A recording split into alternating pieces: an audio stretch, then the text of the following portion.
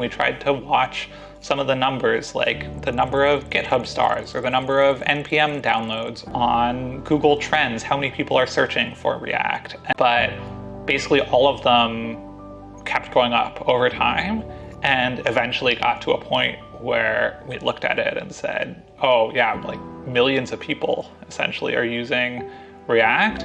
There are a lot of little details in how we did things that encourages an ecosystem to participate that were critical parts of making it what it is today. We didn't put everything in the framework. We left a lot of it to the ecosystem to innovate. And we got a lot of contributions. We got a lot of interest that way. We got a lot of things spurring from that.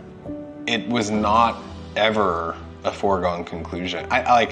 It's still surreal to me that it's as popular as it is. It's this great example of this like underdog technology within a big company where there could have been these forces that really push back on it. I think a lot of elements of good timing, good fortune, good luck, good leadership support, all sort of like aggregated to allow React to be a success that had we missed a few of those or had a handful more things failed instead of succeeded, then I do not think React would be in the spot that it is today.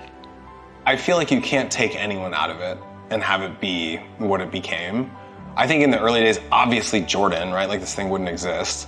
And then Jane Chen, just absolutely critical. I mean, she was so instrumental in the early days of React that it just wouldn't have been a thing that we cared about if it didn't prove itself. And then Shane O'Sullivan is responsible for, really, a very hard decision to like, I'm gonna go this path instead of that thing. And then the engineers that worked on refining and iterating on it and turning it into something good. It was Chateau and Paulo Chanesi and Pete Hunt and my manager, Adam Wolf, when I was like, asking all these questions about like, should we be doing, like, is this even worth it?